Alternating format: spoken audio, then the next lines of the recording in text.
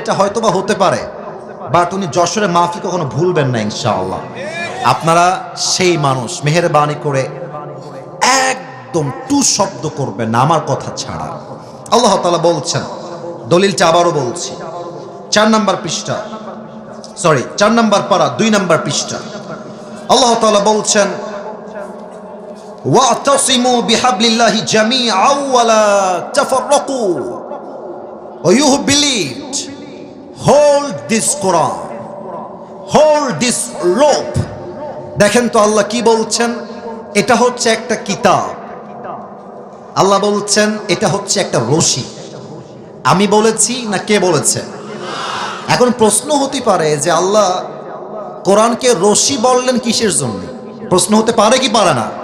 পারে। রশি কেন বললেন বোঝার জন্য আমার এক্সাম্পলটা ফলো করেন। উদাহরণ দিচ্ছি একটা। আপনাদের খুলনা বা যশোরে কোনো কুয়ার ভেতরে আমি 80 ফুট যদি উল্টে পড়ে যাই, আপনারা আমাকে তোলার জন্য খাম্বা বাঁশ নিয়ে আসবেন না রশি নিয়ে আসবেন? এই যে আমার ভাইরা তোমরা খুবই অ্যাক্টিভ মাশাআল্লাহ, বাট এরা অ্যাক্টিভ না, আমি জানি না কেন। তোমরা কি তওবা করে এসেছো যে কথা বলবো না আজকে? টক উইথ মি প্লিজ, আমার সঙ্গে কথা বলতে হবে। বলেন সবাই, কুয়ায় যদি কেউ পড়ে যায় ওঠার জন্য বাঁশ নিবেন না রশি নিবেন? রশি নিবেন। রশি শুধুমাত্র নিলেই হবে না, রশির মধ্যে 2টা শর্ত লাগবে। আব্বাজান আমারে শুনতে হবে, 2খান শর্ত লাগবে। কয়খান? 2টা শর্ত লাগবে। এক, রশি হতে হবে মজবুত। রশি যদি ঢিলা হয়ে যায়, পচা হয়ে যায়, যারে আপনি টান দিবেন রশি ছিঁড়ে যাবে, সে উল্টে পড়ে দাঁত মাত সব ভেঙে যাবে, ঠিক কিনা বলেন? রশি মজবুত হতে হবে। এবার দেখেন 2 নম্বর শর্ত, রশি ধরে যিনি টান দিবেন তার হাত শক্তিশালী হওয়া লাগবে। কারণ হাত যদি শিথিল হয়ে যায়, আপনি যখন রশি ধরে টান দেবেন না, আপনার হাত থেকে রশি ছুটে যাবে, ওই মানুষটা উল্টে পড়ে দাঁত আবার সব ভেঙে যাবে, ঠিক কিনা বলেন? যিনি ধরবেন হাত হওয়া লাগবে মজবুত, আর যে রশি আপনি ফেলবেন রশিও হওয়া লাগবে মজবুত। এবার আসুন এক্সাম্পল দেই। আমাদের আসল বাসা ছিল জান্নাতে। বলেন সবাই কোথায়? আমি উত্তর না পেলে সামনে আগাবো না। আমাদের আসল বাসা কোথায় ছিল? জান্নাত থেকে আমরা দুনিয়া নামক একটা কুয়ায় পড়ে গেছি। আল্লাহ বলছে, ও বান্দা, তোমার উঠানোর জন্যই আমি আল্লাহটা রশি ফেললাম। ওয়াতাসিমু, শক্ত করে ধরো। সে রশিটা হচ্ছে আল কোরআন। এবার আমার উত্তর দেন, আল্লাহর এই জমিনে এই কোরআনটার মতো শক্তিশালী রশি সেকেন্ড আর কোনো কিছু কি হতে পারে? এবার আসুন সেকেন্ড প্রশ্ন। রশি তো মজবুত হয়ে গেল, এবং এই রশির মূল গোড়ায় যার হাত, সেটা হচ্ছে আল্লাহ তাআলার কুদরতি হাত। আল্লাহ নিজেই রশির গোড়ায় হাত দিয়ে ধরে আছেন। এবার আমাকে বলেন, আল্লাহর কুদরতি হাতের মতো শক্তিশালী হাত কোন নেতার হতে পারে? কোন মন্ত্রীর হতে পারে? কোন প্রধানমন্ত্রীর হতে পারে? আল্লাহ বলছে, বান্দা তোমরা কুয়ায় পড়ে গেছো, আমি আল্লাহ রশি ফেলেছি, ধরো, শক্ত করে ধরো। এই রশিকে ধরতে গিয়ে কে আহলে হাদিস, কে জামাত ইসলাম, কে চরমনায়, কে কওমি, কে আলিয়া, কে বিএনপি, কে জাতীয় পার্টি, কে চরমনায়, কে সরসিনা, দেখার টাইম নাই। আমার প্রথম পরিচয়, আমি মুসলমান ঘরের সন্তান। দল মত নির্বিশেষে কোরআনটাকে শক্ত করে ধরো। যদি তুমি ধরতে পারো তবে তোমার কি হবে? তুমি যে তোমার জান্নাতের বাসার থেকে হারিয়ে দুনিয়া নামক কুয়ায় পড়ে গিয়েছিলে, আমি আল্লাহ এমন একটা টান দিব, সবাই মিলে ধরো, আমি আল্লাহ তোমাদের সবাইকে আবার সেই হারানো বাসা জান্নাতে ফিরায় দিব। সুবহানাল্লাহ। আজকে এই কোরআন থেকে তাফসীর হবে। তবে আমার যেটা পার্সোনাল পয়েন্ট অফ ভিউ, যেটা আমি দেখতে পাচ্ছি আজকের এই মাহফিলে সর্বস্তরের লোক এসেছে। তবে আমার বিশ্বাস যত মানুষ আজকে অ্যাজ এ অডিয়েন্স এসেছে, আমার ভুল না হলে আমি বলতে চাই 80 ভাগেরও বেশি কলিজার টুকরা যুবক ভাইরা আজকের মাহফিলে এসেছে। আল্লাহ এদের সবাইকে কবুল করুক, পড়েন সবাই আমিন। আপনাদের বউ আছে কার কার একটু হাত তুলেন তো। বউ আছে? আচ্ছা, বউ আছে আপনাদের, মাশাআল্লাহ। মুরব্বীরাও হাত তুলেছে, মাশাআল্লাহ। হাত নামান, হাত নামান ভাই, হাত নামান। আর আপনাকে বউ নাই কার কার, তারা একটু হাত তুলেন দি ভাই। ইন্না লিল্লাহি ওয়া ইন্না ইলাইহি রাজিউন। আপনার কারো বউ নাই ভাই? সত্যি না মিথ্যা? আমি বিশ্বাস করি না। আল্লাহ যাদের বউ নাই সবাইকে দিনদার নেককার বউ দিয়ে দিক, পড়েন সবাই আমিন। আমি একটা কথা মাঝে মাঝে মজা করে বলি, যদিও আজকের মাহফিলে অনেক আলেম ওলামা, মাদ্রাসার ছাত্র, মাশায়েখ এবং অনেক মুরব্বী আব্বা জানরা এসেছেন, তবুও আমি বলছি লজ্জাকে গুল্লি মেরে, যুবকদের চরিত্র ঠিক হবে কম্বল দিয়ে না, ল্যাব দিয়ে না, একমাত্র বউ দিয়ে যুবকদের চরিত্র ঠিক হবে। আব্বা যে বোঝে না কিসে শুনিয়ে তা আমি নিজেও বুঝি না। আব্বা বুঝতেই চায় না। আব্বা খালি কয় তোরে নিজের পায়ে দাঁড়াতে হবে আগে। আব্বা যান নিজের পায়ে দাঁড়াবে একদিন, বাট যে অন্যায় আপনার যুবকটা করছে এই অন্যায়ের দায়ভার বড় মারাত্মক হবে। আর আগামীতে আসছে বিশ্ব নির্লজ্জ ভালোবাসা দিবস। আমার স্পষ্ট পয়গাম, যশোরের মাহফিলে ভালোবাসার দিবসের নামে যে বেহায়াপনা বাংলাদেশে চলছে, এই দিনে কোনো মেয়ে আপনার বাড়ির থেকে বাহিরে বের হতে পারবে না। স্পষ্ট ভাষায় আমার কথা, ভালোবাসার দিবস কোনো মুসলমানদের দিবস নয়, এটা খ্রিস্টানদের দিবস, এটা কাফেরদের দিবস। আমাদের ভালোবাসার জন্য কোনো দিন লাগে না, আমাদের প্রত্যেক দিনই হচ্ছে ভালোবাসার দিন। আমরা প্রত্যেকটা মুহূর্তেও ভালোবাসা দিয়ে এনজয় করতে চাই, ঠিক কিনা বলেন? তবে হারাম ভালোবাসা নয়, হালাল ভালোবাসা, ঠিক কিনা? আসুন আমরা 3টা তাকবীর দেই আল্লাহর নামে। 3টা তাকবীর শেষ হয়ে গেলে আমি আমার মূল আলোচনার বিষয়বস্তুতে ফিরে যাব। প্রথম তাকবীর দিবেন আমার প্রিয় আব্বাজান যারা এসেছেন এবং বিবাহিত যারা এসেছেন তারা। তবে বিবাহিত ভাইদেরকে বলবো তাকবীর দেওয়ার আগে গলাটা একটু খাকায় ঠিক করে নিতে হবে ভাই।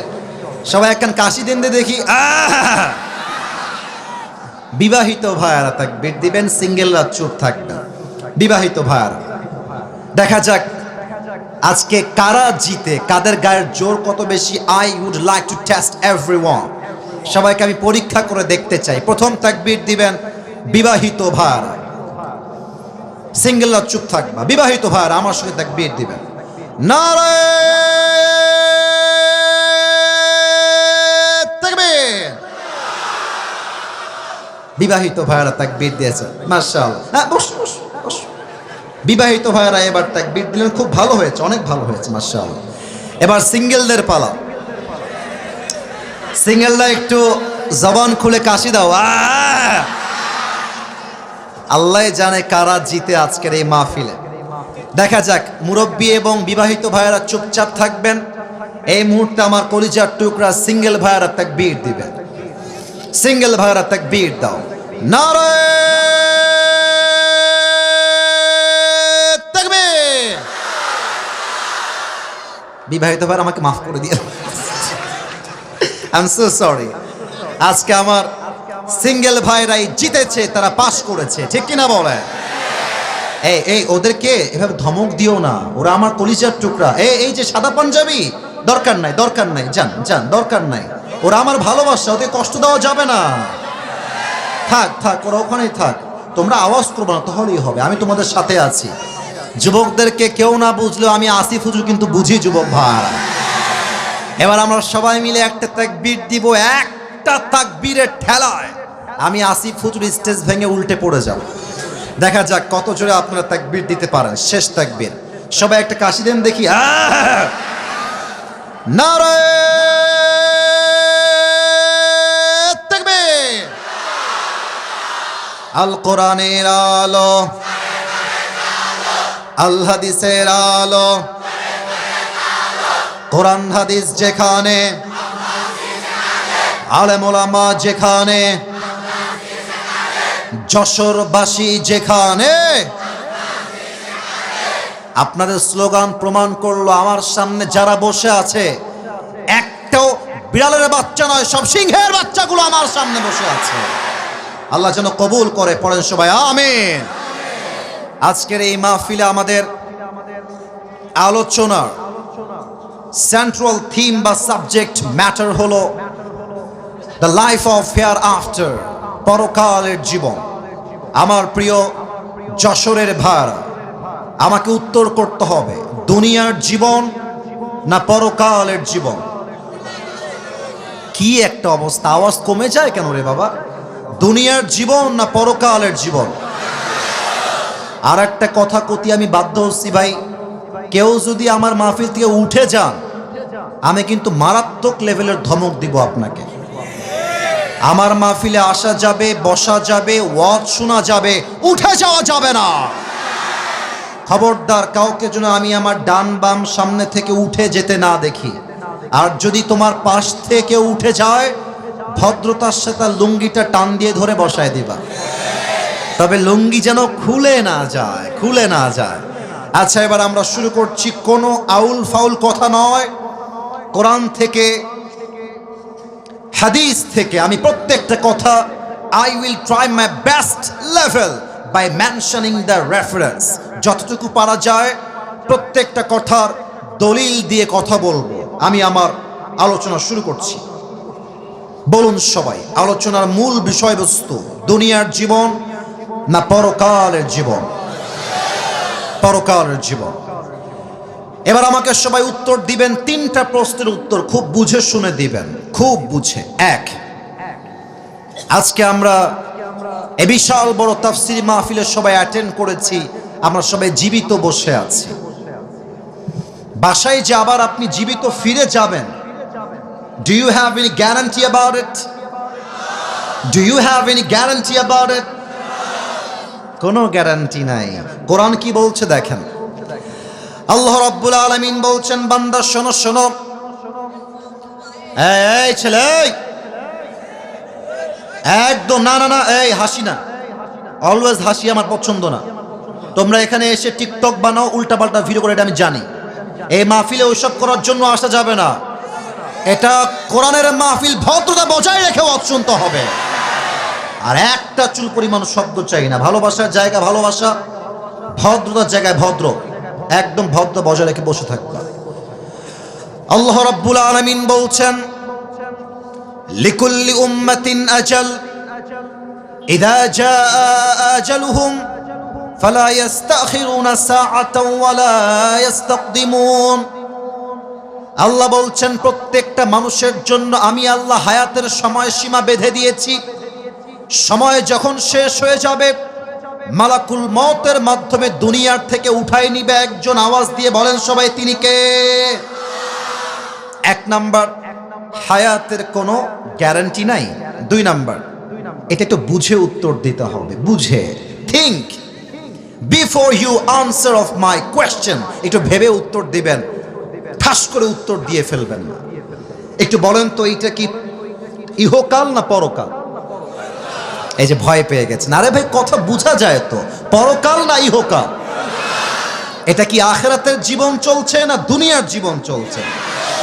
এবার আমাকে উত্তর দিবেন, বলেন তো, as a Muslim what do you think about it? What's your personal point of view? আপনি কি ভাবেন, জাস্ট আমাকে বললেই হবে। আমার প্রিয় যশোরের ভাইয়েরা, আমাকে জবান খুলে উত্তর দিবেন। আপনার চিন্তা আপনাকে কি বলছে? দুনিয়ার জীবন কি বেশি উত্তম না পরকালের জীবন বেশি উত্তম? পরকালের জীবনটা বেশি উত্তম। তার দলিল কি? দলিলটা শোনেন। 30 নম্বর পারা, সূরাতুদ দুহা, ঠিক 4 নম্বর আয়াত। আল্লাহ তাআলা বলছেন, ওয়ালাল আখিরাতু খায়রুল লাকা মিনাল উলা। ও আমার বান্দা শোনো শোনো, দুনিয়ার চাকচিক্য দেখে পাগল হয়ে যেও না, মাতাল হয়ে যেও না, হতাশ হয়ে যেও না। মাথায় রাখবা, দুনিয়ার জীবনটা উত্তম জীবন নয়, বরং দুনিয়ার চাইতে আখিরাতের জীবনকে বেশি উত্তম করেছে একজন, তিনি কে? The life of hereafter is much more better than this worldly life. আল্লাহ তাআলা বলছেন, দুনিয়ার জীবনটাকে আমি আল্লাহ তাআলা ব্যাটার লাইফ বানাই নাই, এটা উত্তম জীবন নয়, বরং দুনিয়ার চাইতে আখিরাতের জীবনটাকে আমি আল্লাহ তাআলা হাজার গুণ বেশি উত্তম করে বানিয়েছি। কোন সবাই সুবহানাল্লাহ। এবার সবাই আমাকে একবার দেখেন, আমাকে দেখার জন্য দেখতে বলছি না, একটা প্রশ্ন করব তাই দেখতে বলছি। আচ্ছা, আপনারা তো আমাকে মনে হয় মানে ফেসবুক ইউটিউবে তো আগে দেখেছেন নাকি? মানে আমার চেহারা আপনার আগের থেকে চিনেন। কথা কি ভুল বললাম না ঠিক বললাম? আচ্ছা, হয়তোবা আপনারা ফেসবুকে দেখেছেন, বাট আমাকে হয়তোবা সরাসরি আজকে অনেকেই প্রথমবার দেখলেন। আমাকে একটু বলবেন, আমার দিকে তাকিয়ে আমার দাড়ি, আমার হাইট, আমার চেহারা দেখে, এটা হাসির কোনো প্রশ্ন না, এটা কোরআনের সঙ্গে রিলেটেড। আমি একটা আয়াত বলবো, তার জন্য এই পয়েন্টটা টেনে নিয়ে আসলাম। আমাকে দেখে আনুমানিক আপনাদের কত বয়স মনে হচ্ছে? আনুমানিক একটা বলেন তো, আনুমানিক 25-26। আর কোনো মতামত আছে? 28। আচ্ছা, মতামত অনেকটাই। 18 কে কয় রে বেটা? আচ্ছা, এখানে কোনো মুরব্বী আব্বাজান বামে অথবা সামনে এমন কেউ কি আছেন যার বয়স 50+? 50-এর বেশি। কার বয়স 50+? একটু ডান হাত তুলবেন আব্বাজান, বেয়াদবি নিবেন না। আব্বাজান 1 2 3, মাশাআল্লাহ, দেয়ার লট অফ পিপল, মাশাআল্লাহ। হাত নামান, হাত নামান। এবার আমাকে উত্তর দেন, এটা আমি কোরআন থেকে রেফারেন্স দিব এই মুহূর্তে, বুঝে উত্তর দেন। দুনিয়ার জীবনটা কি বেশি লম্বা না আখিরাতের জীবন বেশি লম্বা? তোমরা বামের ভাইরা আমার কলিজা, তোমরা, ওরা আমার সঙ্গে কথা বলছে না, আমি জানি না কেন কথা বলছো না। তোমরা তোমাদের শত্রু না, হয়তোবা আমি তোমাদের কাছে অনেক ঘৃণার পাত্র হতে পারি, তুমি হয়তো আমার হেটার্স হতে পারো, বাট কথা বলো, কথা বলো। দুনিয়ার জীবনটা বেশি লম্বা না আখিরাতের জীবন বেশি লম্বা? কোরআনে আল্লাহ তাআলা বলছেন 4 নাম্বার পৃষ্ঠা 30 নাম্বার পারার সূরাতুন নাজিআতের সর্বশেষ 46 নাম্বার আয়াত। আল্লাহ কি বলছে ভালো করে বোঝার চেষ্টা করবেন আমার প্রিয় যশোরের ভাইরা। আল্লাহ রাব্বুল আলামিন বলছেন, কান্নাহুম ইয়াওমা ইয়ারাউনাহা লাম ইয়ালবাসু ইল্লা আশিয়াতান আও দুহাহা। আল্লাহ বলছে, বান্দা শোনো শোনো, পরকালের জীবনটা কত বিশাল লম্বা হবে আমার থেকে শুনে নাও। 80 বছরের মুরব্বী আব্বাজান যেই দিন ইন্তেকাল করবেন, 100 বছর যে মুরব্বীর বয়স, এই মুরব্বী যেই দিন ইন্তেকাল করে দুনিয়ার থেকে বিদায় নিবে, যখন তার পরকালের জীবনটা শুরু হবে, মুরব্বী দেখবে পরকালের জীবনটা huge long, it's very long. এত লম্বা সময় পরকালের জীবনটা হবে, সে ডাক দিয়ে বলবে, আল্লাহ, আমার কাছে মনে হচ্ছে আমার দুনিয়ার 80 বছরের জীবন, 100 বছরের জীবন আখিরাতের কাছে it is just like on morning or on evening. পুরো 100 বছরের জীবনটা পরকালে যাওয়ার পরে একটা সকাল কিংবা সন্ধ্যার মতো মনে হবে। আল্লাহু আকবার! How much long time it is, could you imagine that? কতটা লম্বা সময় হবে পরকালের জীবন। এটাই হচ্ছে আজকে আমাদের আলোচনার মূল বিষয়বস্তু। কমিটিকে ধন্যবাদ জানাই। যশোরে আমি প্রায় 4 বছর যাবত মাহফিল করেছি, বাট এতটা দায়িত্বশীল কমিটি আমি আমার লাইফে সেকেন্ড টাইম দেখার সুযোগ হবে কিনা জানি না, বাট আগে কখনো দেখি নাই। কারণ হলো, আজকে যশোরের মাহফিল এটাই প্রথম যেখানে আমাকে 9টা 20-এ উঠিয়ে দেওয়া হয়েছে। এটার জন্য আমি বড্ড খুশনসিব। কারণ হলো 9টা 20-এ শুরু হয়েছে, 11টার মধ্যেই শেষ হয়ে যাবে। আমরা বাসায় গিয়ে ঘুমাবো, তাহাজ্জুদটাও পড়বো, ফজরটাও জামাতে আদায় করবো, ঠিক কিনা বলেন? আমরা চাই এমন কমিটি প্রত্যেকটা জেলায় জেলায় হোক, যা কথায় এক কাজেও এক, ঠিক কিনা বলেন? আমি সবাইকে একটা আবদার রাখবো, এই মুহূর্তে সকলের চোখটা ফর 5 সেকেন্ডস, 5 সেকেন্ডের জন্য একটু বন্ধ করতে হবে। কেন বন্ধ করতে হবে? Let me explain first. আমি একটু ব্যাখ্যা দিচ্ছি কেন বন্ধ করবেন। দেখেন, আমি আসিফ হুজুরের ইলম আমল কোনো কিছুই ভালো না, আমি কোনো যোগ্যতাই রাখি না এই চেয়ারে বসার। আমার স্টেজে অনেক মান্যগণ্য ব্যক্তি এমন আছেন যারা আমার চাইতে হাজার কোটি গুণ বেশি কোয়ালিফাইড, মোর কোয়ালিফাইড দ্যান মি, এটা আমি বিশ্বাস করি। তবে যেহেতু আব্বা আম্মার দোয়া আমার সাথে আছে, আল্লাহ আমি অধমকেই সম্মানের চেয়ারে আজকে বসিয়েছেন। আমি খুব বেশি ইলম রাখি না, তবে যতটুকু বলবো from my capacity, from my level of capability, আমার যে সাধ্য আছে স্পষ্ট ভাষায় কথা বলবো। আমি আমার আজকে পুরো ওয়াজের 5টা ভূমিকা দিচ্ছি, শুনে নেন। 5টা ভূমিকা যে শুনবেন সে ওয়াজের 30% এমনিতেই বুঝে যাবেন। বলেন তো সবাই, পুরো ওয়াজের ভূমিকা কয়টা? ডানে আবার কথা বলেন নাই, বলেন সবাই কয়টা? 5টা। প্রথমে আমরা জানবো পরকালের জীবনটা আসলে শুরু হবে কেমন করে। মৃত্যু যে আসবে, এই মৃত্যুটা আসবে কেমন করে, মালাকুল মউত আমাদের রূহটা কবজ করবে কেমনে। এখানে 2টা ভাগ হবে। 1 নামাজি বান্দার মরণ, 2 হচ্ছে বেনামাজি বান্দার মরণ। এটা হচ্ছে প্রথম অংশ আমার ওয়াজের। সেকেন্ড চ্যাপ্টার হচ্ছে আজীবন শুনেছি কবর কবর কবর কবর কবর, দ্য লাইফ অফ গ্রেভ, কবরের জীবন। আজকে আমরা জানবো কবরে লাশটা দাফন হওয়ার পরে কবরের প্রথম রাতটা আমাদের কেমন হবে, ফেরেশতা এসে কি করবে, এটা আমরা সেকেন্ড পার্টে জানবো। এবং সর্বশেষ আমরা আরো 3টি বিষয়কে হাইলাইট করব কোরআন থেকে, হাদিস থেকে, উইথ রেফারেন্স, দলিল দিয়ে। 1 আফটার ডেথ, মৃত্যুর পরে আমরা সবাই জানি দেয়ার ইজ অ্যানাদার লাইফ, আর একটা জীবন আছে। তো মৃত্যুর পরে আল্লাহ তাআলা সবাইকে আবার জীবিত করবেন কেমন করে, এটা আমরা জানব। সেকেন্ডলি আমরা জানব আজীবন শুনেছি কিয়ামত কিয়ামত কিয়ামত। সেকেন্ড চ্যাপ্টারে আমরা জানবো এই কিয়ামতটা শুরু হবে কেমনে, হিসাব দিবসের হিসাব আল্লাহ নিবেন কেমন করে, এটা আমরা জানবো। এন্ড সর্বশেষ, ফাইনাল এন্ড লাস্ট, আমরা জানবো কিয়ামতের হিসাব দিবসের পরে there will be 2 categories of people, 2টা দল হবে। এক হচ্ছে বামপন্থী, আর এক হচ্ছে ডানপন্থী। আজকের ওয়াজে ডানপন্থী সাথে বামপন্থীরা ভালো, কারণ আপনারা কথা বলছেন না আমার সঙ্গে, এবার থেকে আর মিস দিবেন না। আপনারা আমার কলিজা, আপনারা আমার ভালোবাসার জায়গা। বলেন তো হিসাব দিবসের পরে কয়টা দল হবে? আবার বলেন সবাই কয়টা? এক হচ্ছে বামপন্থী, আর এক হচ্ছে ডানপন্থী।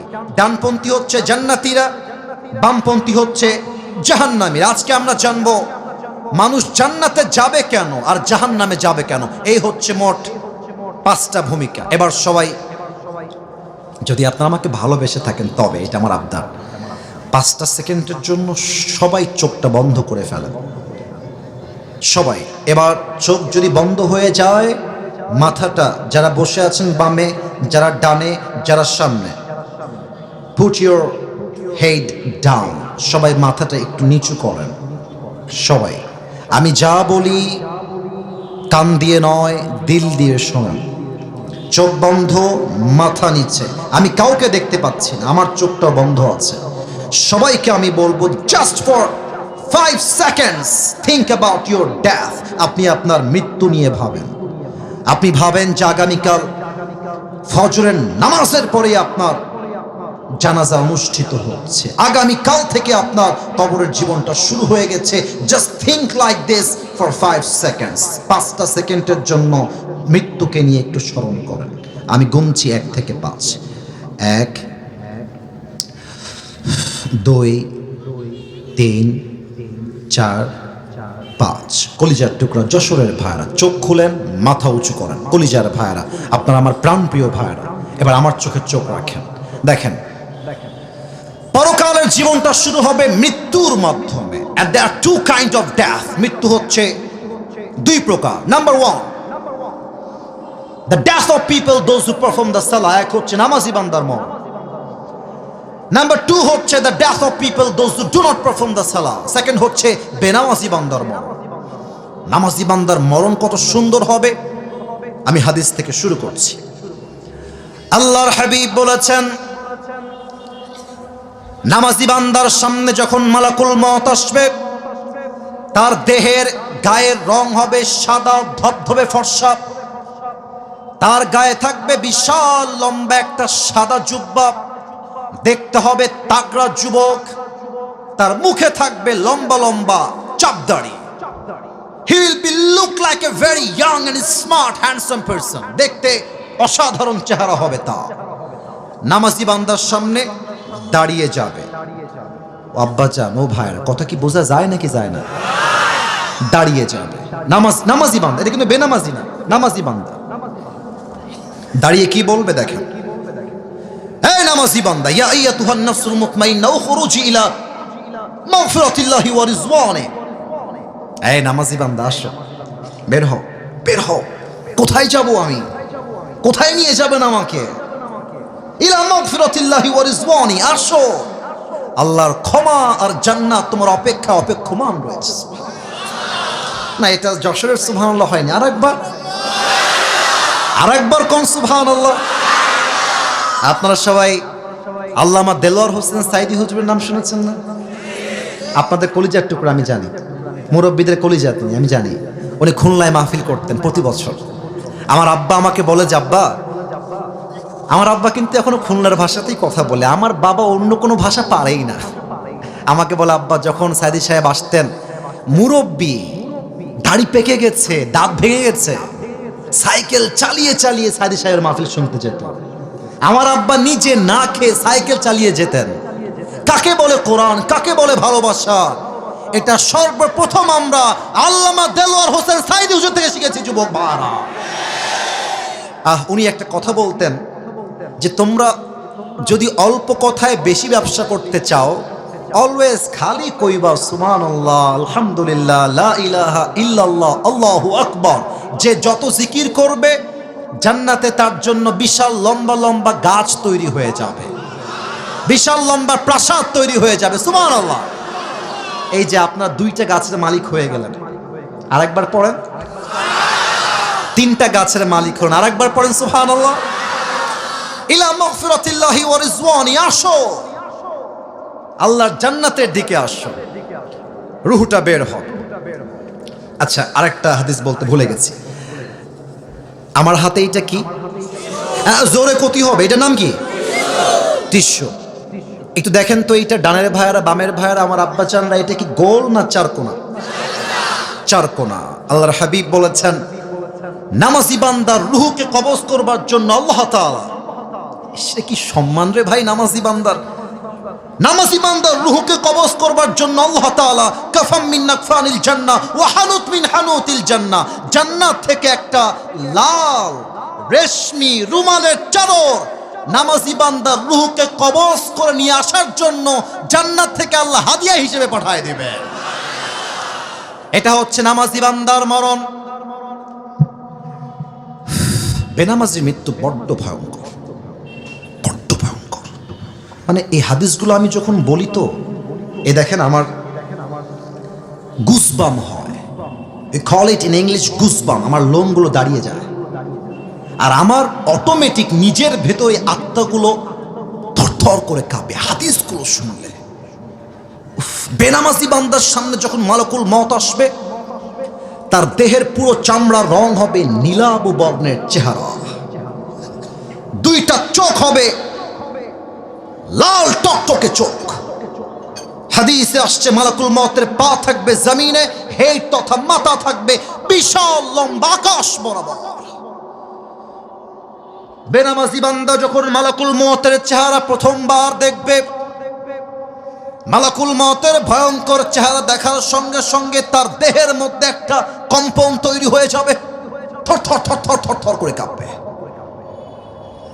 আর মালাকুল মওত বেনামাজি যুবক, বেনামাজি মুরব্বী, বেনামাজি যুবক, তার দিকে তাকিয়ে একটা ধমক দিবে।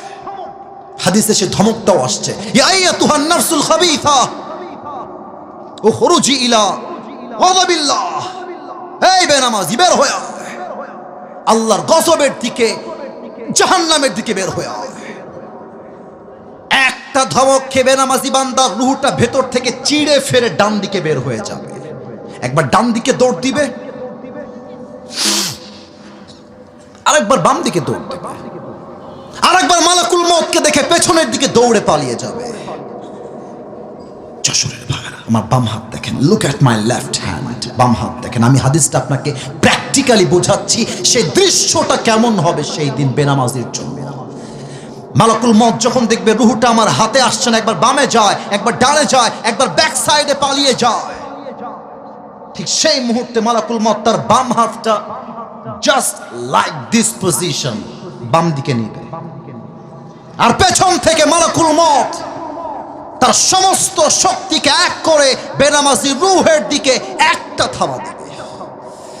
আর যখন রুহটা তার বুক থেকে এমনি টেনে হিচড়ে বের করবে, হাদিসে আসছে একটা জীবিত ছাগলকে যাবেহ না করে তার চামড়া যদি কেউ ব্লেড দিয়ে এমনি টেনে হিচড়ে ছিঁড়ে ফেলে, ওই ছাগলটার যে পরিমাণ কষ্ট হয় তার চাইতে কমসে কম 70 গুণ বেশি কষ্ট দিয়ে বেনামাজি রুহকে কবজ করা হবে। বলেন সবাই নাউজুবিল্লাহ।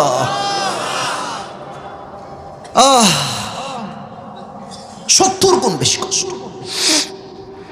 রুহ যখন কবজ হয়ে যাবে, লাশটা মাটিতে, দেহটা পড়ে থাকবে, বাস মৃত্যু শেষ।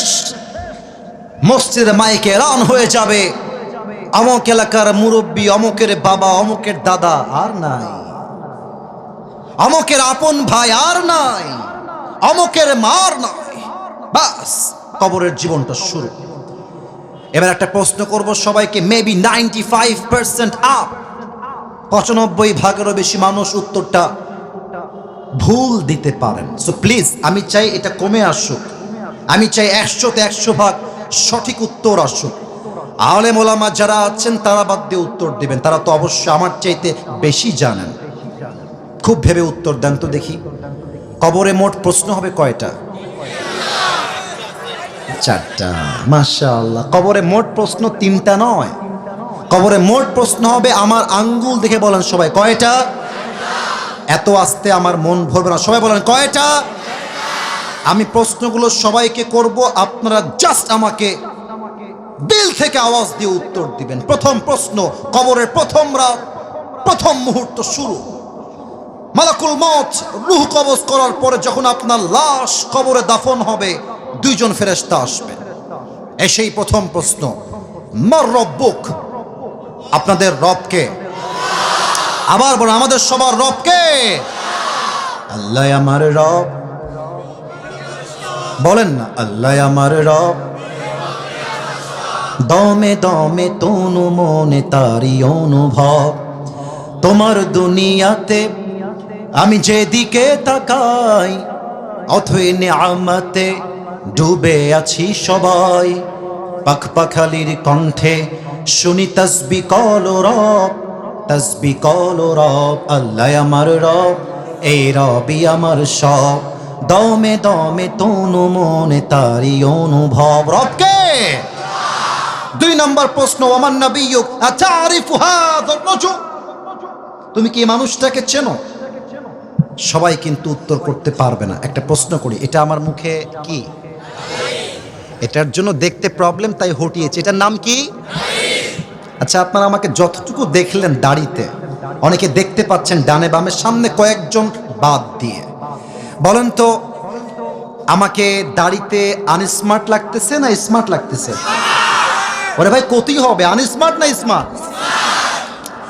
অনেক মায়েরা এসেছেন, আমি দেখলাম, বোনেরাও আসছেন। আই এম সো সরি, আমি শুনলাম যে অনেক বেশি আসছে। অনেক মেয়ে দেখবেন যে দাড়ি দেখলে একটু চুলকায়, একটু চুলকায়, বলে যে আমার দাড়িগুলো পছন্দ হয়। আজীব একটা অবস্থা, আমি অবাক হয়ে যাই। আমার আব্বাজান, আপনার রাগ করবেন না আমার কথায় আব্বাজান, এটা যুবকদেরকে বলতে হবে, এটা আমি বলতে বাধ্য হচ্ছি। অনেক মেয়েদের দেখবা দাড়িওয়ালা দিনদার পছন্দ হয় না, তাদের গাঞ্জাখোর খুব বেশি পছন্দ হয়। এরকম মেয়ে বাংলাদেশে বলুন তো সবাই আছে না নাই? তো তোমারে যদি কেউ কয় যে আপনারে আমার দাড়ির জন্য ভালো লাগতেছে না, তুমি কবা আপু একটু সাইডে আসতে হবে, 1 মিনিট কথা কব আপনার সাথে, 1 মিনিট কথা কব আপনার সাথে, একটু সাইডে আসেন। তো আপু যখন বলবে ভাই কি করবেন কম দি, আপনি বলবেন যে যেহেতু আপনার দাড়িওয়ালা পছন্দ হচ্ছে না, আমার মনে করছে কি জানেন, আপনার মতো মেয়ের জন্য বিটিএস এর হিজড়া ছাড়া পারফেক্ট কোনো অপশন আমার কাছে না। স্পষ্ট কথা, যে আমার দাড়ির জন্য আমাকে বিয়ে করতে চায় না, সে আমার বাড়ির বউ হওয়ার কোনো যোগ্যতাই রাখে না যশোরের ভাই। এবার বলেন তো, আমার নবীর মুখে লম্বা লম্বা চাপ দাড়ি ছিল কি ছিল না? নবীর মতো সুন্দর এই তল্লাটে দ্বিতীয় আর কেউ কি হতে পারে? চাঁদের চেয়ে সুন্দর তুমি, নবী আমার কমলি হিওয়ালা, দো জাহানের বাদশাহ তুমি, প্যারা নবী সাল্লে আলা, দো জাহানের বাদশাহ তুমি, প্যারা নবী সাল্লে আলা, চাঁদের চেয়ে সুন্দর তুমি, নবী আমার কমলি হিওয়ালা। সুবহানাল্লাহ পড়েন। তো আমরা একটা কথা বলতে চাই এই মুহূর্তে উচ্চ কণ্ঠে, আমাদের দাবি এটা, এবং এই দাবিটা আমি পেশ করছি মিডিয়ার মাধ্যমে আমাদের বাংলাদেশের প্রধান উপদেষ্টা ডক্টর ইউনূস সাহেবের কাছে। আমরা আপনাকে ভালোবাসি, আমরা চাই যতদিন আপনি আছেন দেশটা আপনি চালান, তবে আপনি থাকা অবস্থায় সংসদে একটা আইন বাধ্যতামূলক পাশ করতে হবে। 90% মুসলমানের দেশে যদি কোনো নাস্তিক, কোনো ব্লগার আমার নবীর শানে একটা কটূক্তি করে, সংবিধানে আইন পাশ করতে হবে, নবীর বিরুদ্ধে যারাই বেয়াদবি করবে বাইতুল মুকাররমের সামনে ফাঁসির কাজটা ঝুলিয়ে হত্যার রায় পাশ করতে হবে। 2 হাত তুলে বলেছে কিনা?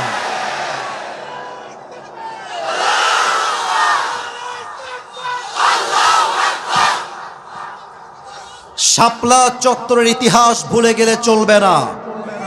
স্বৈরাচারী হাসিনা হাজার হাজার আলেমদের তাজা রক্ত ধরেছে শাপলা চত্বরের মাটিতে। আমরা সেই ইতিহাস ভুলে যাই নাই, আমরা শহীদ আবু সাঈদকে ভুলে যাই নাই, আমরা শহীদ মুগ্ধকে ভুলে যাই নাই। যদি আগামীতে আমার এই বাংলার মাতৃভূমি দখল করবার জন্য ভারত থেকে কোনো পায়তারা করা হয়, সেই পায়তারাকে আমরা ভেঙে গুড়িয়ে দিব। কিছু সাংবাদিক আছে, বাংলাদেশ আর থাকবে না। চিনতে পারছো তোমরা সবাই? নাম বলতে হবে না, নাম বলতে হবে না, নাম বললে মানে মুখটা নাপাক হয়ে যাবে। এই বেটাকে দেখলে আমার হকার তো সম্মান হয়ে যায়, একে দেখলে মনে হয় ঢাকার গুলিস্তানে আন্ডার প্যান্ট জাইঙ্গা বিক্রি করলে বেশি মানাবে যুবক ভাই। বেটা, বাংলাদেশ তোমার বাপের কেনা মাটি নাকি? যদি তোমার নিতে হয় চট্টগ্রাম আর ফেনী, আসতে হবে তো, আসতে হবে। আসো আসো আসো আসো, খেলা হবে। আর ভারতের এই সমস্ত কুলাঙ্গার সাংবাদিকদেরকে সাইজ করবার জন্য আমার কোনো জেলার প্রয়োজন নাই। আমার যশোরের ধামাল যুবকরা একাই আরাফ হয়ে যাবে, একাই আরাফ হয়ে যাবে।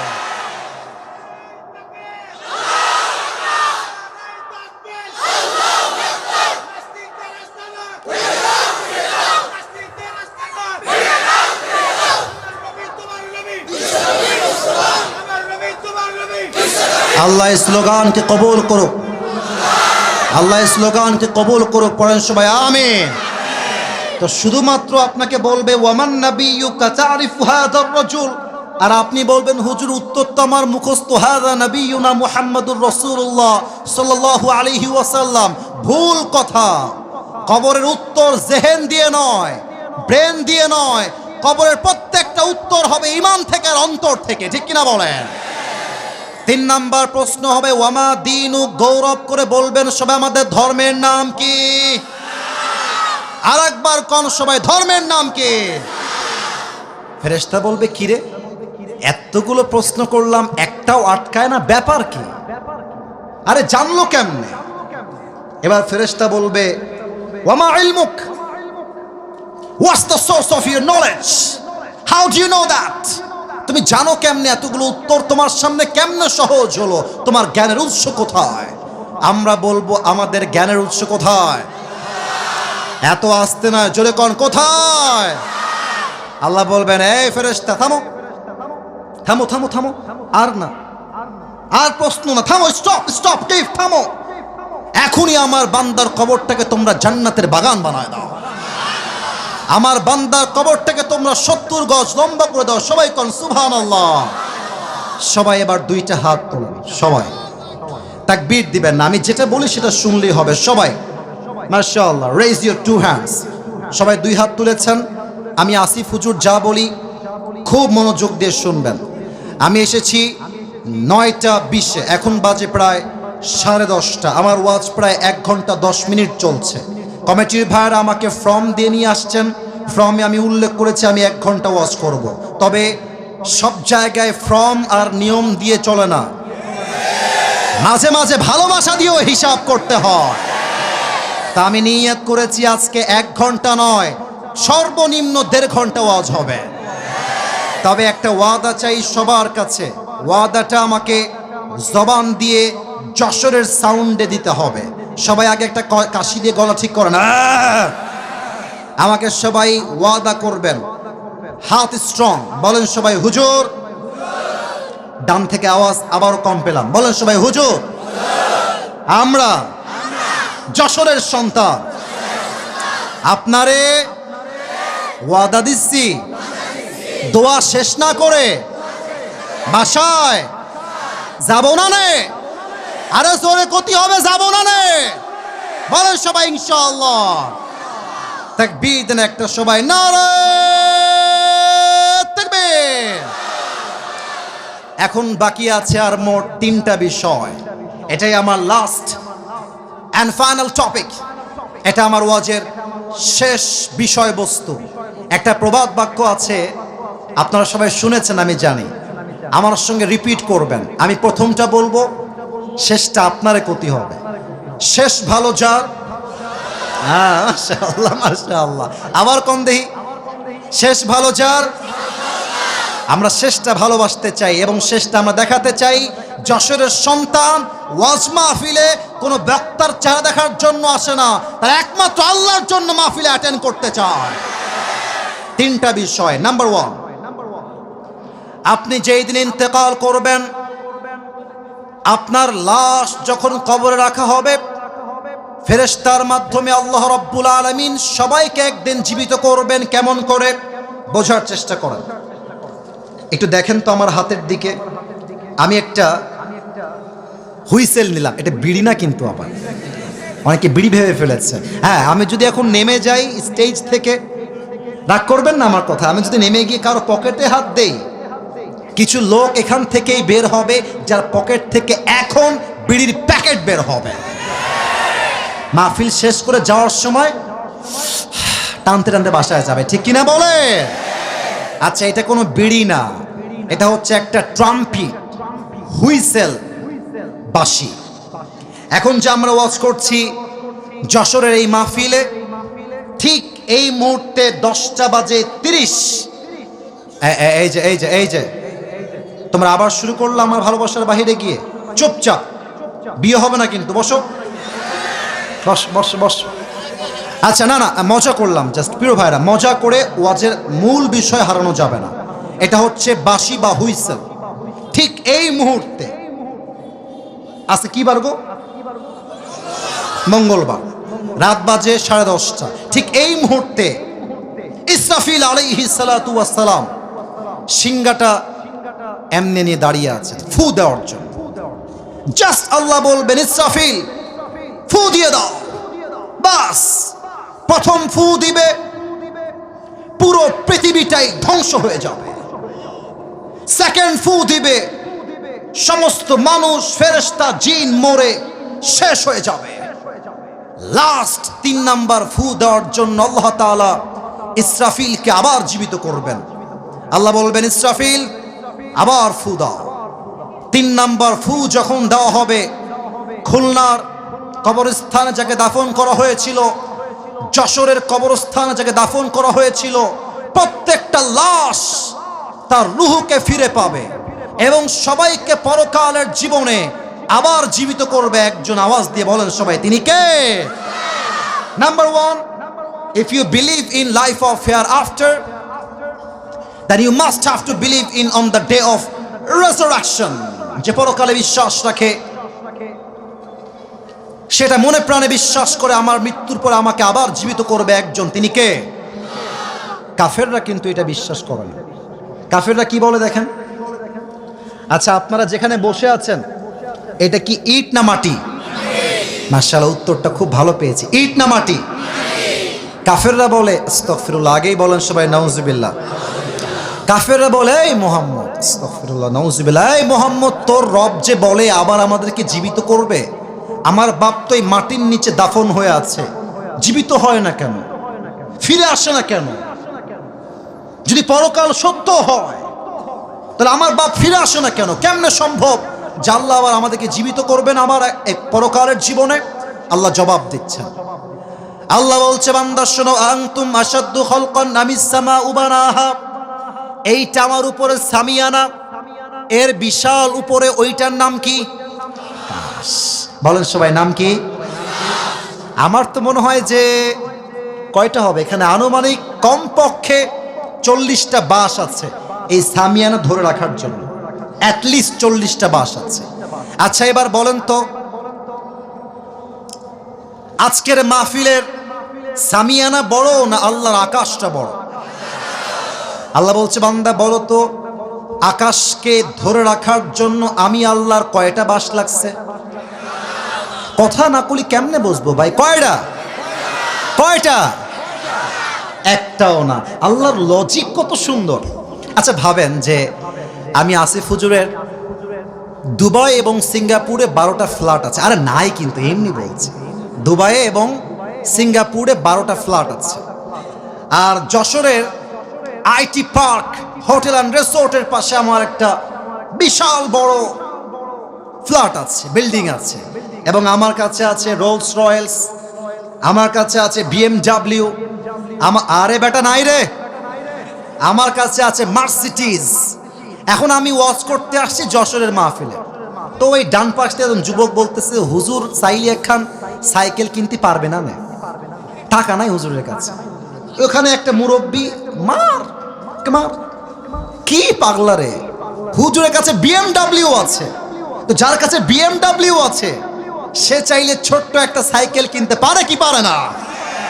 আল্লাহ বলছে, এই পাগলা, তুই কি বললি এটা, যে আমি আল্লাহ তোকে আবার জীবিত করতে পারবো না? তুই কেমনে কইলি?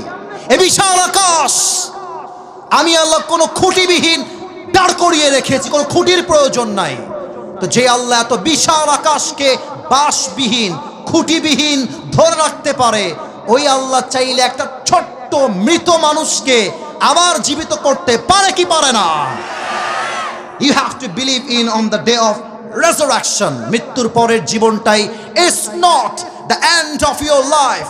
You will have to alive again. আপনি মরে গেছেন মানে এই জীবনটা শেষ নয়, আবার আপনাকে রুহটা দিয়ে জীবিত করবে একজন। তিনি কে? আমার কথা কি বোঝা গেছে ভাই? আমি কি বুঝাতে পারছি ভাই? মাফ করবেন, জিজ্ঞেস করলাম, যদি না বোঝেন আমার ওয়াজের কোনো মানে হবে না। 1 নাম্বার শেষ। 2 নাম্বার, এটা বড় মারাত্মক পয়েন্ট আমার ওয়াজের, the most important chapter, the most important part of my speech. এটা যে শুনবেন ওয়াজের 7 ভাগ ইনশাআল্লাহ আপনি অর্জন করতে পারবেন। হিসাব দিবস কায়েম হবে জীবিত হওয়ার পরে। এটা বোঝাবার জন্য আমাকে একটু ছোট্ট অভিনয় করে দেখাতে হবে। এটা হারাম কোনো অভিনয় নয়, এটা জায়েজ অভিনয়, জাস্ট হাদিসের মূল কথা বোঝাবার জন্য। আমার 2 হাত দেখেন, হাত তুলতে হবে না, 2 হাত দেখেন, দেখা যায়? কথা করতে হবে, দেখা যায়? কিয়ামতের হিসাব দিবসে আল্লাহ তাআলা বলবেন, আচ্ছা আমি আমাকে দিয়ে এক্সাম্পল দিই। আল্লাহ বলবে, এই আসিফ হুজুরের আমল নামা ওজন দাও। ওজন দেওয়া হবে। আমি আয়াতটা একটু পরে বলবো, আগে একটা ব্যাখ্যা দিয়ে নেই। 2টা আমল নামা, ডান আমল বাম আমল। আল্লাহ বলবে ওজন দাও, 2টা এমনি ওজন দেওয়া হবে। খুব খেয়াল করবেন যশোরের ভার, খুব খেয়াল। যদি ডান আমলটা বাম আমলের চাইতে জাস্ট আ লিটল বিট, একদম জাস্ট 1%, ডান আমলটা যদি একটু উঠে যায়, আল্লাহ বলবেন ফাহুয়া ফি আইশাতির রাদিয়া, যাও, আমার বান্দার আমলনামা 1 চুল পরিমাণ ভারী হয়ে গিয়েছে, আমার বান্দাকে জান্নাতের ফয়সালা করে দাও। এটা আমি বানাই বলি না, এটা কোরআনে আছে। ফাম্মা মান থাকুলাত মাওয়াজিনুহু ফাহুয়া ফি আইশাতির রাদিয়া। এবার আসেন ছোট্ট একটা হাদিস বলবো, যে হাদিসটা আমি শুনেছিলাম পাকিস্তানের একজন টপ ফেমাস স্কলার, আপনারা সবাই চিনেন তাকে, তার নাম হলো মাওলানা তারিক জামিল। চিনেন না আপনারা ভাই? আরে এখানে তো অনেক কমই আলেম ছাত্র ভাইরা দেখতে পাচ্ছি, আমরা সবাই চিনি তাকে। দেখবেন যে উনি আবার, আমরা তো ভাই, আমি নিজে, আমার অনেক কোটি আছে, আমার টুপি দেখলে আপনি উল্টাই পড়বেন, আমার টুপির একটা আলাদা বাক্সই আছে। আমাদের শো অফ বেশি, আমলে আমরা কম। কিন্তু তারিক জামিল আমাদের মতো সস্তা ব্যক্তিত্বের মানুষ নয়। অলওয়েজ সাদা পায়জামা, সাদা পাঞ্জাবি, অলওয়েজ সাদা পাগড়ি পরা। সেই দিন আমি ছোট্ট একটা ওয়াজ আমার সামনে ইউটিউবে আসলো, ওনার ওয়াজের থাম্বনেইল ছিল এরকম, কিয়ামত কে দিন বান্দা কা হিসাব कैसे होगा, কিয়ামতের দিন বান্দার হিসাব কেমনে হবে। ইসরে, যে মারাত্মক হাদিসের ঘটনা তিনি বললেন, এটা আমার কলিজায় গিয়ে আঘাত করেছে। ওনার ভাষা যেহেতু উর্দু, আমি জাস্ট ওনার থেকে নিয়ে বলছি। আশা রাখবো প্রত্যেকটা যুবক এবং মুরব্বী এবং মায়েদের জন্য, বোনদের জন্য এটা অনেক বেশি মোটিভেশন হয়ে কাজ করবে। কিয়ামতের দিন আল্লাহ রাব্বুল আলামিন বলবে, আমার অমুক বান্দার আমলনামা ওজন দাও। যখন দুইটা আমলনামা ওজন দেওয়া হবে, আল্লাহ দেখবে যে ये दोनों আমল বরাবর, দুইটা সমান সমান। এবার একটু, আপনারা তো সবাই চালাক মানুষ, আমার চেয়ে ভালো মানুষ, আপনারা বোঝেন ভালো। আমার কম দেহি ভাই, বান্দার আমলনামা 100-র মধ্যে লাগে 51 জান্নাতে যাওয়ার জন্য। তো এই বান্দার আমলনামা দুইটা 50-50। এই কালো পাঞ্জাবি, এই কালো পাঞ্জাবি, এই কি ভাবছো? চোখ ওদিকে নাই ভাবছো? তোমার দেখতেছি আমি ভাই, তোমার বসতে হবে, দোয়া করে তোমার যাবা বাসায়, দোয়া করে, তাছাড়া যাওয়া যাবে না। চুপচাপ বলেন তো এবার, জান্নাতে যাওয়ার জন্য বান্দার আমল লাগে আর মোট কয়টা? একটা, কারণ দুইটা 50-50।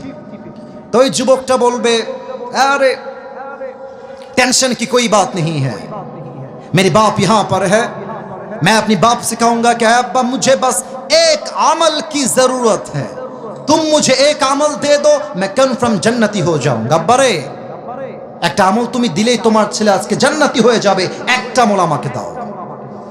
যুবকটা বাবার কাছে আসবে, আব্বা একটা আমল লাগবে। আব্বা বলবে, কে কে তোমার আব্বা? কে তুমি? कौन हो तुम, कहां से आए हो, उखरुज, বের হয়ে যাও। যুবকটা দুই হাত জোড় করবে, আব্বা मैं तुम्हारी बेटा हूं, तुम मुझे याद नहीं कर सकते, তুমি কি আমাকে চিনতে পারছো না আব্বা? আব্বা বলবে, অবাক করা একটা কথা, আব্বা বলবে, मेरा तो बीवी नहीं था, लड़का कहां से आएगा। আরে আমার তো দুনিয়াতে বউ ছিল না, সন্তান আসবে কই থেকে? বের হও। চুপ করে বের হয়ে আসবে।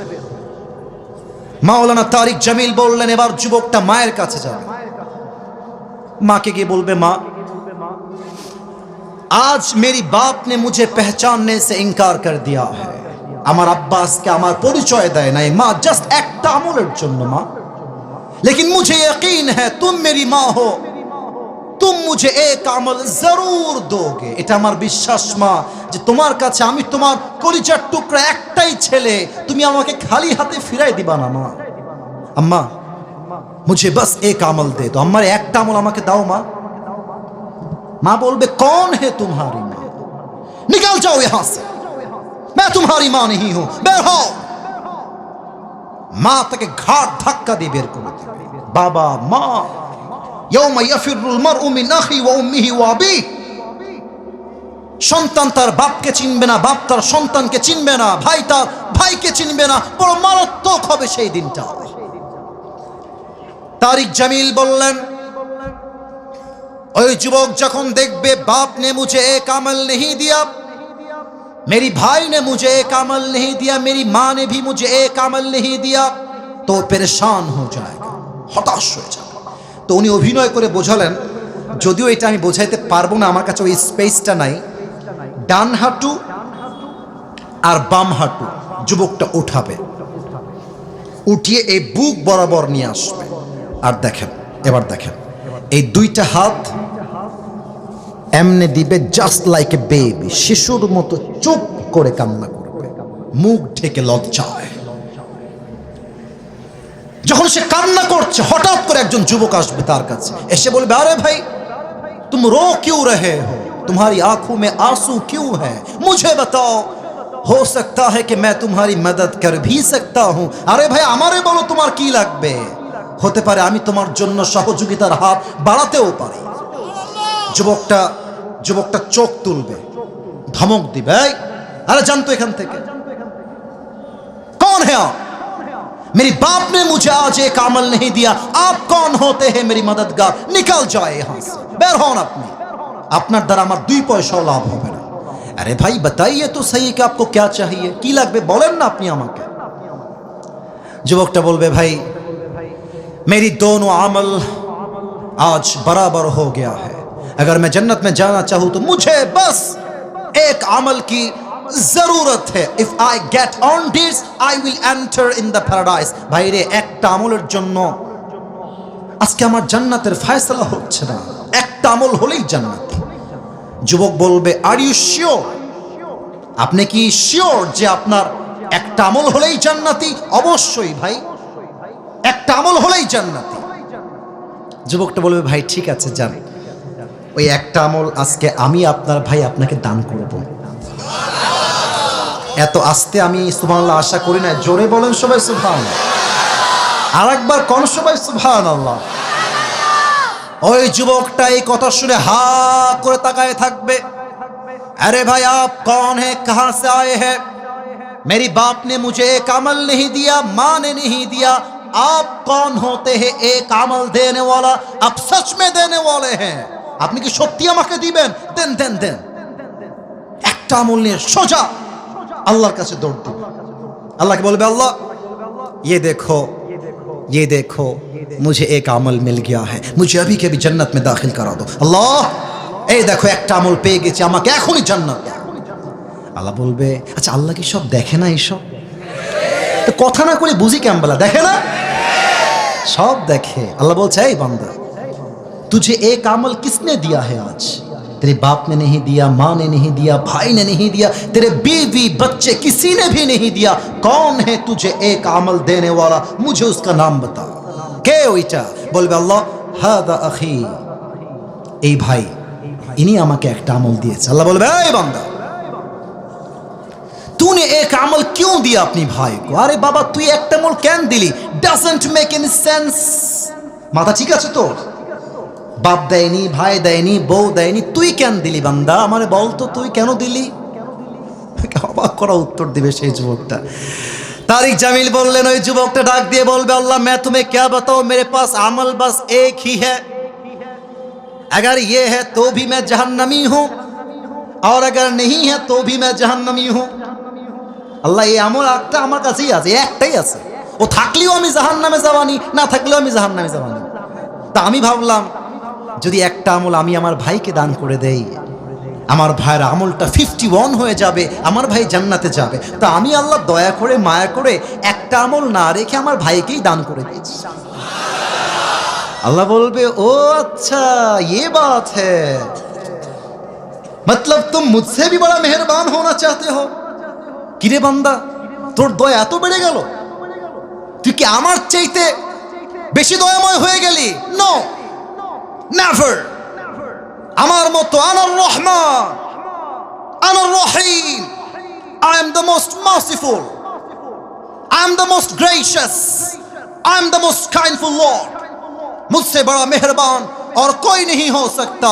आज तुझे एक अमल मिल गया है, 51 हो गया है, जा तू जन्नत में चले जा, लेकिन तू अकेले जन्नत में मत जाना। जिसने तुझे एक अमल दिया है तू भी जन्नत में जा, अपनी भाई को साथ लेकर दोनों जन्नत में चले जा। আল্লাহ বলবে বান্দা তোর দয়ার চাইতে আমি আল্লাহর দয়া আরো বিশাল আকাশ সমান। আজ তোর আমলনামা 51 হয়ে গিয়েছে, 51 হয়ে গিয়েছে, যা তুই জান্নাতে যা। তবে তুই একা জান্নাতে যাবি না, তোর যেই ভাই তোকে একটা আমল দান করেছে তুইও জান্নাতে যা, তোর ভাইকে নিয়ে 2 জন জান্নাতে প্রবেশ কর, যা সুবহানাল্লাহ। কিয়ামতের দিবসে জান্নাতে যাওয়ার জন্য আমলনামা 100তে লাগবে 51। আরেকটা বিষয় প্রশ্ন করব সবাইকে, কিয়ামতের দিবসে প্রথম হিসাব কি বিষয় হবে? Perfect right. আবার বলবেন কিয়ামতের দিবসের প্রথম হিসাব কি বিষয় হবে? আউয়ালু মা ইউহাসাবু বিহিল আবদু ইয়াউমাল কিয়ামাতি আস-সালাহ। কিয়ামতের দিবসে প্রথম প্রশ্ন হবে নামাজ। আরেকটা প্রশ্ন, বলেন তো ইসলামের দ্বিতীয় খলিফার নাম কি? আচ্ছা, আপনারা ভয় পাচ্ছেন কিসের জন্য? আমার ক্ষতি হবে। বলেন সবাই, ইসলামের দ্বিতীয় খলিফার নাম কি? ওমরে ফারুক রাদিয়াল্লাহু তাআলা আনহু। একটা হাদিস বলবো, ঘটনা, আপনি বুঝবেন যে কিয়ামতের দিন নামাজ আপনার কেমনে কাজে আসবে। ওমরে ফারুক রাদিয়াল্লাহু তাআলা আনহুর কাছে একজন যুবক আসছে, তার নাম হলো আবু লুলু আল মাজুসি। পেশায় একজন গোলাম এবং সে আগুনের পূজা করে। এসে বলছে, ওমর, তোমার কাছে আমার একটা বড় অভিযোগ আছে। I have come here to complain. এই দুইজন পিচ্ছে, এই কই যায় দুইটা? কই যায় বাবুরা? ওয়াশরুমে গেলে যাও, তোমার তো বউ নাই, তুমি যাও কোথায়? না যেও না, যেও না, আমার চোখ যাচ্ছে সব দিকে। আল্লাহর হাবিব সাল্লাল্লাহু আলাইহি ওয়াসাল্লাম বলেছেন, এই একদম কথা নাই প্রিয় ভাইরা, একদম কথা বলবেন না মেহেরবানি করে। যাই হোক, যুবকটা বলছে, ওমর, আমার কমপ্লেইনটা হলো আমি একজন গোলাম, আমার মালিক আমার কাছে প্রত্যেক দিন গোলাম হিসেবে 6 দিরহাম চার্জ করে, গোলাম হিসেবে। তা আমার ইনকাম আহামরি নাই, তুমি একটু কথাবার্তা বলে আমাকে 6 দিরহাম নয় 2 দিরহাম করে দাও। এই হাদিসের প্রত্যেকটা অংশ আপনার কলিজায় গিয়ে আঘাত করবে, এত মারাত্মক একটা ঘটনার হাদিস। এবার ওমরে ফারুক বলছে, আচ্ছা ঠিক আছে, আমি 2 দিরহাম করে দিব, বাট আমাকে একটা উত্তর দাও। আচ্ছা তুমি কি করো আমাকে বলো তো, তোমার ব্যবসা কি, তোমার চাকরি কি?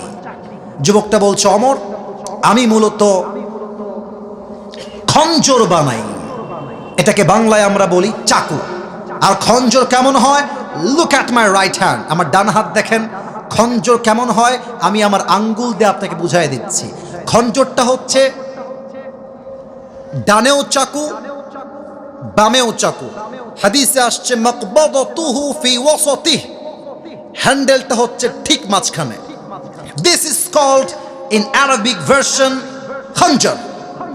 বলছো, ও মাশাআল্লাহ, তুমি খঞ্জর বানাও, তোমার তো 2 টাকার ব্যবসা নয়, তোমার তো লাখ লাখ টাকার ব্যবসা। এই যুবক, তোমার তো 6 দিরহাম নয়, তোমার কমপক্ষে 10 দিরহাম চার্জ হওয়ার কথা। এই কথা শুনে কাফেরটা গেছে বড্ড ক্ষেপে, বলছে, ও আচ্ছা ওমর, সবাই যেহেতু মুসলমান তাই তুমি সবার বেলায় নরম, আর আমি যেহেতু কাফের তাই তুমি আমার বেলায় গরম, তাই না ওমর? শোনো, হুমকি দিচ্ছে ওমরকে, বলছে আমি তোমাকে আজকে হত্যা করে ছাড়বো। নাউজুবিল্লাহ বলবেন না আপনারা? হুমকি দিয়ে ডান দিক দিয়ে বের হয়ে গেছে। ওমরে ফারুক তো অবাক হয়ে তাকায় আছে, আরে কারে কি কয়, ও আমাকে হত্যা করবে, কত বড় সাহস! বের হয়ে গেছে। এবার ওমরকে হত্যা করবার জন্য বিশাল লম্বা একটা খঞ্জর বানিয়েছে। তো যারা এসেছেন, আমি জানি পরিপূর্ণ দেখা সম্ভব না, সবাই আমার পেটের ডান দিকে দেখবেন, যতটুকু দেখা যায়। আমি জানি পরিপূর্ণ সবাই দেখতে পারবেন না, যতটুকু দেখা যায় আমার পেটের এই ডান অংশ সবাই দেখবেন। প্রত্যেকটা আরব সর্দারের পেটের এই ডান জায়গাতে একটা বিশাল বড় খাপ থাকতো ছুরি রাখার জন্য। প্রত্যেকটা আরব সর্দার পেটের ডান দিকে লম্বা একটা খঞ্জর রাখতেন। ওই কাফের বিশাল লম্বা একটা খঞ্জর বানিয়ে পেটের ডান দিকে রেখেছে। এবার বলেন তো যশোরের ভাইরা, শীতকালে ঠান্ডা লাগলে জ্যাকেট বাদ দিয়ে আমরা কি মুড়ি দেই? চাদর মুড়ি দেই।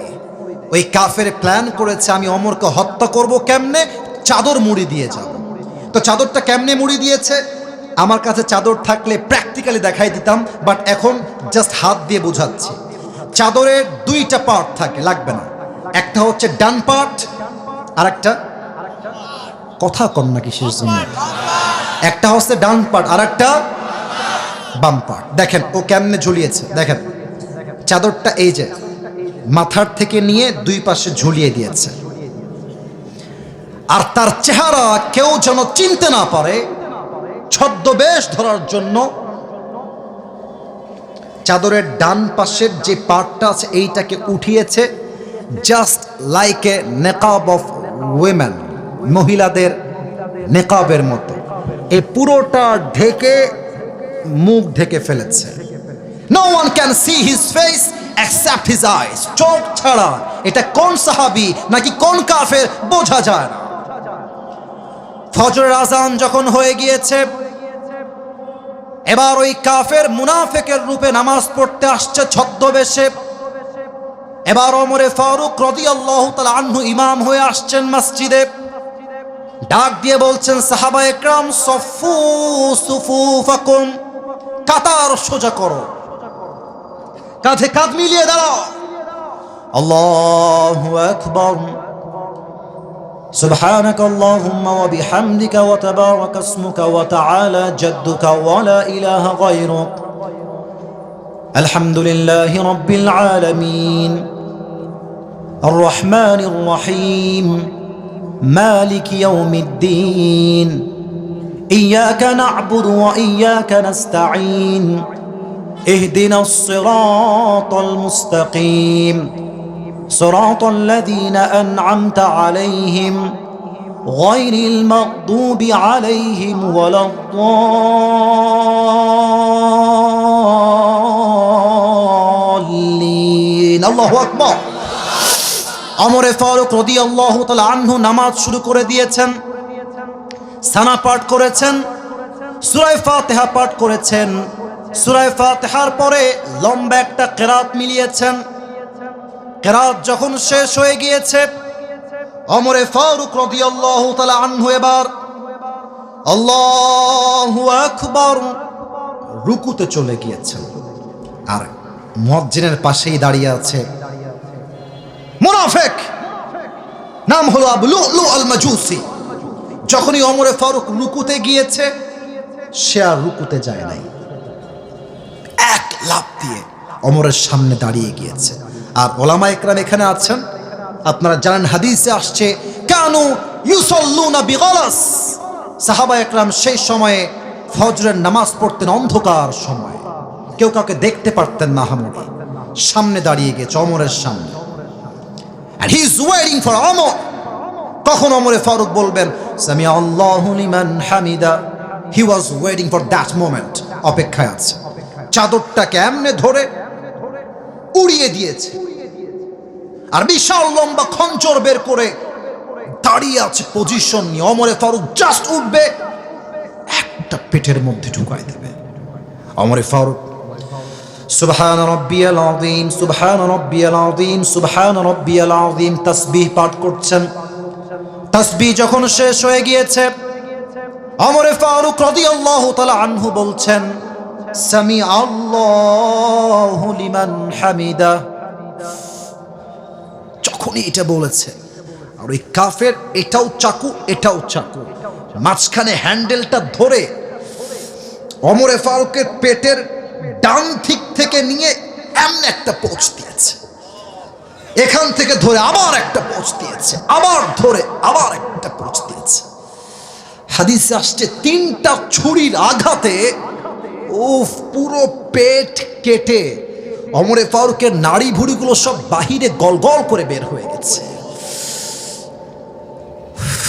ওমরে ফারুক নামাজের মধ্যে চিৎকার দিয়ে বলছেন কতালানি আল কালব, কতালানি আল কালব, আমাকে একটা কুকুর হত্যা করেছে, কে কোথায় আছো, আমাকে বাঁচাও। অজ্ঞান হয়ে পড়ে গেছে। আর ওই কাফের ওমরে ফারুককে তিনটা ছুরাঘাত করে পেছন দিক থেকে পালিয়ে যাচ্ছে। সাহাবা একরাম কয়েকজন নামাজের মধ্যেই বলছে হুজুহু, ধরো ধরো। সাতজন মিলে ধরতে গেছে ওই কাফেরকে। আর ওই কাফের অন্ধকারের মাঝে যাকে সামনে পেয়েছে ছুরি দিয়ে কারো গলায়, কারো নাকে, কারো কপালে, কারো বুকে, কারো পেটে ইচ্ছা মতো ছুরি চালিয়েছে। হাদিসে আসছে সাতজন সাহাবী নামাজরত অবস্থায় ওই জায়গাতেই স্পট ডেথ, ওই জায়গাতেই শহীদ হয়ে গেছে। ওমরে ফারুক অজ্ঞান হয়ে পড়ে গিয়েছেন। আর একজন সাহাবী খলিফা হয়ে ইমাম হয়ে দাঁড়িয়ে গিয়েছেন।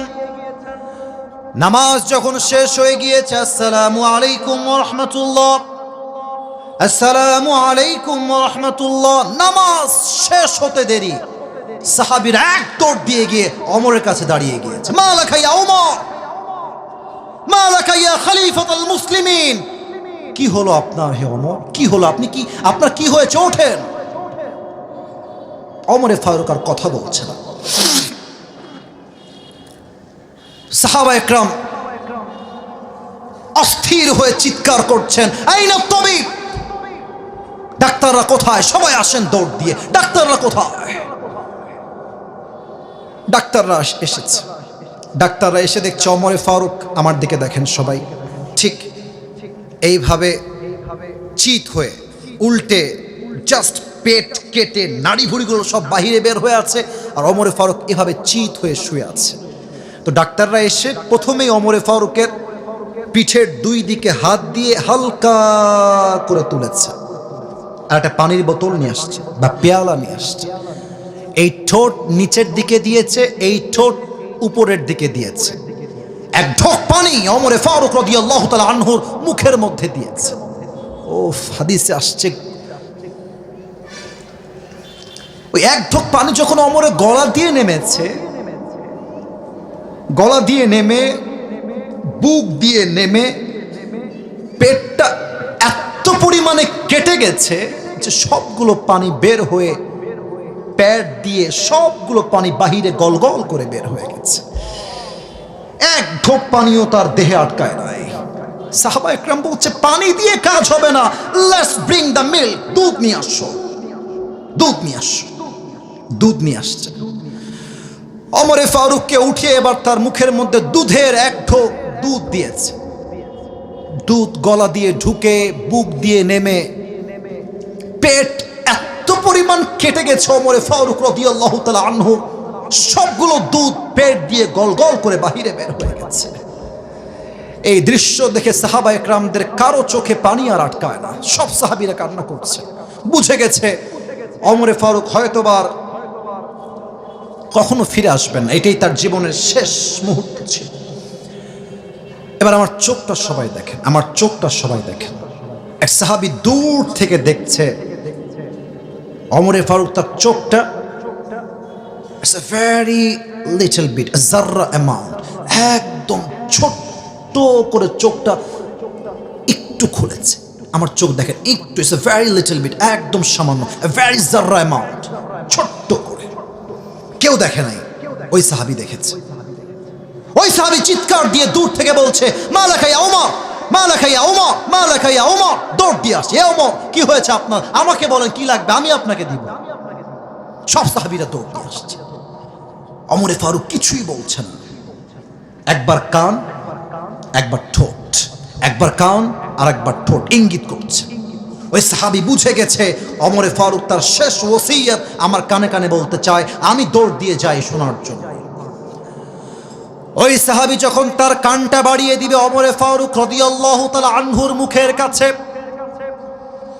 ওই সাহাবী মনে মনে ভাবছেন ওমরে ফারুক হয়তোবা তার জীবনের শেষ কথা বলবেন, তোমরা আমার বউকে দেখে রেখো, তোমরা আমার রাজ্যের সব সম্পদ দেখে রেখো, তোমরা আমার সন্তান আমার মাকে দেখে রেখো। হয়তো এটাই হবে তার লাস্ট এবং শেষ ওসিয়ত। এই চিন্তা করে ওই সাহাবী ওমরে ফারুক রাদিয়াল্লাহু তাআলা আনহুর মুখের কাছে তার কানটা বাড়িয়ে দিয়েছে। ওমরে ফারুক রাদিয়াল্লাহু তাআলা আনহু জীবনের শেষ মুহূর্তে পদার্পণ করেছেন। পেটের এই দুইটা জায়গা কেটে ফেড়ে গিয়ে নাড়ি ভুড়িগুলো সব বের হয়ে গিয়েছে। জীবনের শেষ মুহূর্তে ওমরে ফারুক রয়েছেন, আর ওই সাহাবীর কানে কানে ওমরে ফারুক জীবনের শেষ কথা জিজ্ঞেস করছেন, ডাক দিয়ে বলছেন, ও আমার সাহাবী, বাবার খবর দরকার নাই, মায়ের খবর দরকার নাই, রাষ্ট্রের কোনো খবর আমার কোনো প্রয়োজন নাই, আমাকে জাস্ট একটা খবর দাও, আসল্লান নাস, আসল্লান নাস, আসল্লান নাস, আমাকে বলো আমি ওমর যখন অজ্ঞান হয়ে গেলাম ছুরির আঘাত খেয়ে, আমাকে জাস্ট একটা খবর দাও। আমার অজ্ঞান হওয়ার পরে সাহাবায়ে কেরাম সেই নামাজটা জামাতের সঙ্গে আদায় করেছে কিনা এই খবর দাও, এই খবর নিয়ে আমি আল্লাহর কাছে ফিরে যাব। আপনি বুঝতেছেন নামাজ কাকে বলে? আপনি বুঝতেছেন? আরে এমন একজন সাহাবী যাকে আল্লাহর হাবিব দুনিয়াতে জান্নাতের টিকিট কনফার্ম করে দিয়ে গেছেন দুনিয়াতে। এই সাহাবী মরার সঙ্গে সঙ্গে জান্নাতি হয়ে যাবে আল্লাহ রাসূল বলেছেন। ওই সাহাবী তার জীবনের শেষ মুহূর্তে সব ভুলে গেছে, নামাজকে ভুলে নাই, নামাজকে ভুলে নাই। আজকালকার যুবকরা যারা এসেছো তোমরা আমার কথায় রাগ করো না। যুবকরা 3টা 4টা পর্যন্ত জাস্ট চ্যাটিং করে গার্লফ্রেন্ডের সাথে, 3টা 4টা পর্যন্ত। আর যখন ফজরের আজান হয়ে যায় যুবকটা মোবাইল ফোনটা অফ করে, আজান কানে এসেছে, নামাজে যাওয়া বাদ দিয়ে কম্বল মুড়ি দিয়ে ঘুমিয়ে যায়। ঠিক কিনা বলে? আজান হচ্ছে মসজিদে, যুবক না নির্লজ্জার মতো রাস্তায় বসে বসে টিকটক বানায় আর মোড়ের মধ্যে দাঁড়িয়ে দাঁড়িয়ে পাবজি এবং ফ্রি ফায়ার খেলে বেড়ায়। আপনি কেমনে মুসলমান হবেন? কিয়ামতের প্রথম দিবসের প্রথম দিন, প্রথম হিসাব নামাজ। আল্লাহ সবাইকে নামাজি হওয়ার তৌফিক দান করুক। পড়েন সবাই আমিন। সবাই যেমন বসে আছেন তেমনই বসে থাকবেন, ডান বাম হবেন না। 3 নাম্বারটা বলেই দোয়া করব। 1 ঘন্টা 40 মিনিট আলোচনা হয়ে গিয়েছে, যেখানে মাত্র 1 ঘন্টা কথা বলার কথা ছিল। তবে কথা বলবে না, না না, আবেগ দিয়ে না, বিবেক দিয়ে। আমি মানুষ, আমার কথা হচ্ছে একটা। আমি 3 নাম্বার পয়েন্ট এখন মেনশন করব। এরপরে যখন দোয়া হবে, দোয়ার সময় কোনো যুবক, কোনো মুরব্বী আমার সামনে এদিকে আসবেন না। বিশেষ করে যুবক ভাইয়ারা সেলফি তুলতে আসবেন না, নামার সময় হাত মিলাবেন। এখানে কওমি অনেক আলেমরা আছেন, ওনারা এগুলো সেলফি পছন্দ করেন না। অতএব নামার পরে হাত মিলাবা, তার আগে নয়। আমি বলেছিলাম লাস্ট 3টা বিষয়, 2টা শেষ।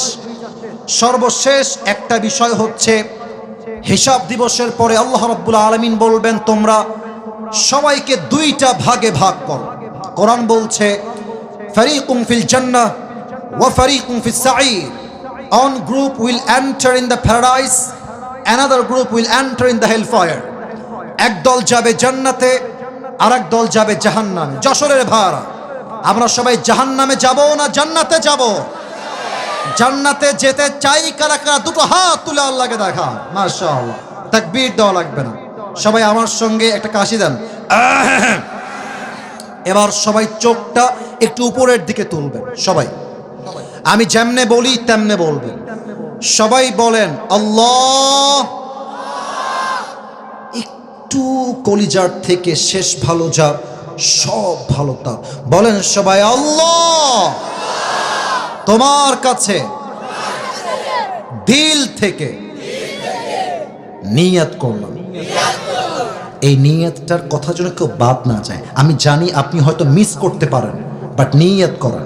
বলেন সবাই আল্লাহ, তোমার কাছে নিয়ত করলাম আজ থেকে, কেউ যেন বাদ না যায়। আজ থেকে 1 ওয়াক্ত নামাজ আর কখনো আমি যেমনি হাত দেখাবো তেমনি বলবেন। 3 বার বলবেন, 3 বারই বলবেন দিল থেকে। আসিফ হুজুর বলছে বিধায় বলছি, বাধ্যতা না, দিল থেকে। বলেন সবাই ছাড়বো না। হয় নাই, জবান খুলে ছাড়বো না। আবার বলেন সবাই ছাড়বো না। বলেন সবাই ইনশাআল্লাহ। আল্লাহ আমার কলিজার টুকরা যুবক মুরব্বী সবাইকে তুমি 5 ওয়াক্ত নামাজি হিসেবে কবুল এবং মঞ্জুর করো। পড়েন সবাই আমিন।